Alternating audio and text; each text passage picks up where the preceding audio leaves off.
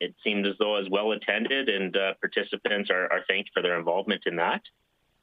We're doing a call out for nominations for Youth Engagement Awards, which will be coming out sometime this week or early next week.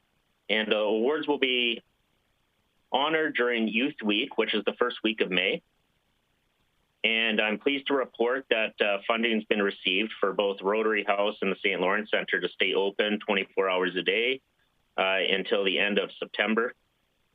This will allow for some continued much-needed space for our street-engaged population.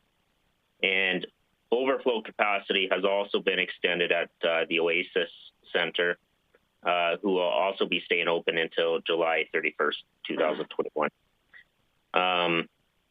Within Enforcement Services, they've identified that the successful proponent of the towing and storage services RFP has been selected and notified as of yesterday.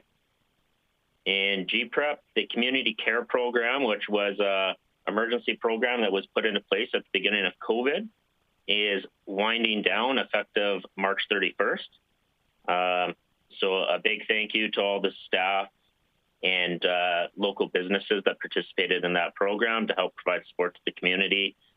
At this point, users have transitioned to other available services that will continue to support their needs. Also pleased to report that within GPREP, work's underway to create a robust virtual emergency coordination center platform. Historically, when we had emergencies, we jammed a whole bunch of people into a really small room and tried to manage the event that way. With COVID, much like everybody's regular office environments, it's impacted our way we handle emergency management, and we've shifted to a virtual platform. So we're really looking to leverage the lessons learned and the technologies that have been advanced over the last year in response to COVID to help us be more robust with our emergency management responses. So we're pretty excited by that. And we're also pleased to report that the province is actually going to assist us on some work regarding emergency social services planning. And if it plays out the way we're hoping it to, it's actually going to save us some money, because we had intended on hiring positions to take on this role, and the province asked us to hold on and see if we would participate in a program in conjunction with them. So that's positive news. The fire department indicates that they took the opportunity with some pool closures at the Eastlink Centre to be able to do some water rescue training. So pretty pleased we were able to do that, and thank you to Eastlink Centre for making the facility available. And the RCMP are reporting that they did their stakeholder consultation for their annual performance plan on March 24th. And now they're in the process of taking the information they learned and putting it together in a finalized report that they're going to share with us at a later date. And the RCMP are also providing an update on a significant event. They indicate they've charged a 57-year-old man from Prince George with the homicide of his wife, Karen Jordan, back in 2013. So it goes to show that although some time has passed since the initial incident occurred in this,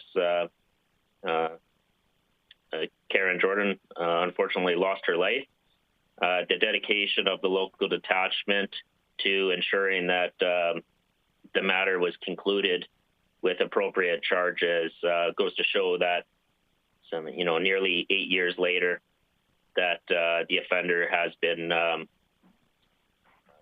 charged and will now go through the judicial process. So, thank you to the community for any information they provided, as well as the RCMP's Special Tactics Operations Team, which conducted a ground search to help identify the remains, and local search and rescue, who also assisted in that process. So that's my update. Well, thank you very much. Just a comment. It's great to hear that we're reporting on some positive things coming out of the RC&P detachment. And like they say, the RC&P always get their man. So there you go. Is there any questions to Director Manuel at this point in time from committee? I see nobody waving their hand. So if there is, can you just give me a verbal? Anybody else? Okay, you're off the hook, it looks like. So thank you very much for that report. We have no letters of correspondence, and we have no other business except for one item, 5.1, community safety. And I don't know who put that on the agenda, but we can address it now.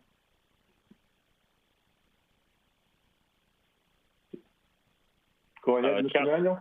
Yeah, Councillor O'Toole. So I believe this was a referral that came from a delegation at council from Ms. Renee Chaberneau last week. I believe it actually dovetails fairly well into some initiatives that Protective and Social Services has underway. So the concerns that were raised at council related to basically general concern around social disorder, crime. She identified a particular area, but they're concerns that are actually fairly common throughout the community. So Protective and Social Services is in the process of putting together a fairly comprehensive plan that we plan to bring forward through Protective and Social Services committee, probably in the coming, I want to say 60 days, that will provide both an overview of the initiatives that are underway already to address some of the concerns that have been raised and to identify some specific actions we plan to take in the coming months and year. So I think at this point, it's fair to say that we plan on coming back. The information that was relayed at council is well understood. We can see that some of those challenges do exist, and that there has been work for the last several months specifically at addressing some of them, and we'll be ready to bring those forward to a public forum sooner than later. Okay, thank you very much. Was there any comments from committee or members of council at this meeting to address the community safety concerns? I see none. So item 6, bylaw and policy review. There is nothing to discuss today, and the outstanding items list. I do want to thank Councillor Palat for doing an outstanding job as the previous chair, and as well as Director Manuel for getting our outstanding items list down to 0. So thank you to the both of you. It's much appreciated. And so I don't know how we can do this. We have no items on the outstanding items list, so I don't think there's a need to address that. So with that, I will adjourn the meeting. Thank you so very much. Yes, sir. Kevin. Yes, sir. We did want to say something. Okay. I was just going to thanks for the kind words, Councillor O'Toole. And now that I can make motions, we'll get hopefully some items added to this outstanding item list. Thanks. You're not going to take over the meetings, are you, with comments all night, are you? Okay, so we'll be, what time is it now? 11:04, 11:10? Yeah. Cooperative. Thank you.